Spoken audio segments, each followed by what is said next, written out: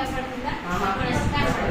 అంటే దారిలో ఉన్న పాత మనకి కనిపించదు, అవునా? అట్లనే నేను ఒక స్మోక్ బాటిల్ తీసుకున్నాను. కింద స్మోక్ బాటిల్ తీసుకుని దాంట్లో స్మోకింగ్ పడి స్మోకింగ్కి క్యాప్ పెట్టండి, టైట్ క్యాప్ పెట్టాక లేజర్ లైట్ తీసుకోండి. లేజర్ లైట్ తీసుకుని ఇట్లా పెట్టండి, కనపడుతుంది లోపల పాత కనిపిస్తుందా? ఈ లైట్ కనిపిస్తుందా లేదా? అంటే కాంతి ప్రయాణించేది కనపడుతుందా మీకు? లోపల కనిపిస్తుందా? లోపల లైట్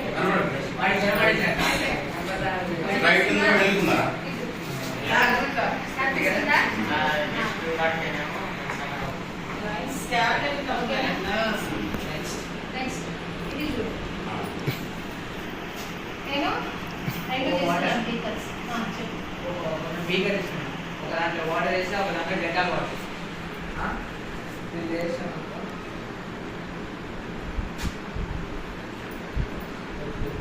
దీంట్లో కనిపిస్తుందా? ఇందాక లైన్ కనపడుతుందా?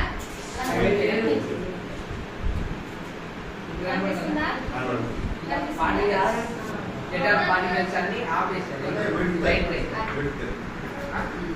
కనిపిస్తుందా?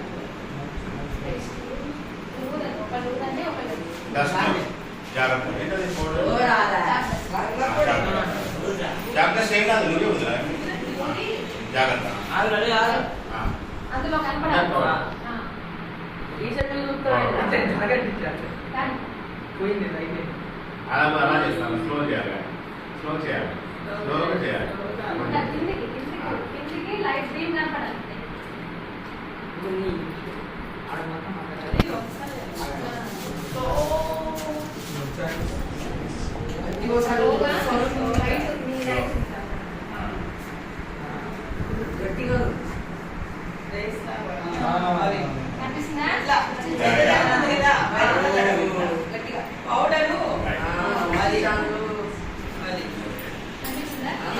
మీరు ఎండాకాలం సూర్యకిరణాలు ఒక చూరులోంచి ఇట్లా బీమ్ లాగా వస్తూ ఉంటాయి కదా, దాన్ని ఏమంటే మనం టిండాల్ ఎఫెక్ట్ అంటాం.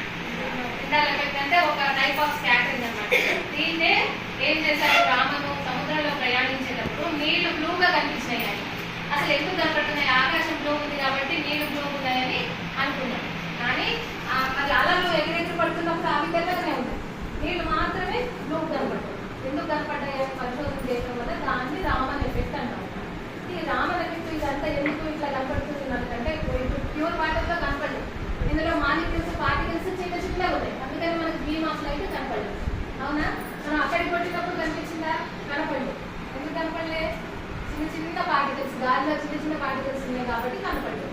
ఇందులో నేను ఏం చేశానంటే కొంచెం డెటాల్ వేస్తాను. డెటాల్ వేస్తే డెటాల్ పార్టికల్స్ ఉన్నాయి కదా ఇందులో, డెటాల్ మాలిక్యూల్స్ కాబట్టి ఏమైతుంది, ఆ చిన్న చిన్న మాలిక్యూల్స్ తేలుతూ ఉంటాయి ఆ నీళ్ళలో. కాబట్టి ఏం చేసింది, బీము మనకు కనిపించింది. అర్థమైందా? అది స్కాటరింగ్ ఆఫ్ లైట్ అని, ఓకేనా? దానివల్ల అట్లా సూర్యకిరణాలు ఏమైతే నీళ్ళలో, సముద్ర నీళ్ళలో పడబట్టి అవి బ్లూగా కనిపిస్తుంది అని చెప్పేసి రామన్ కనిపిస్తాయి. అది దాన్ని రామన్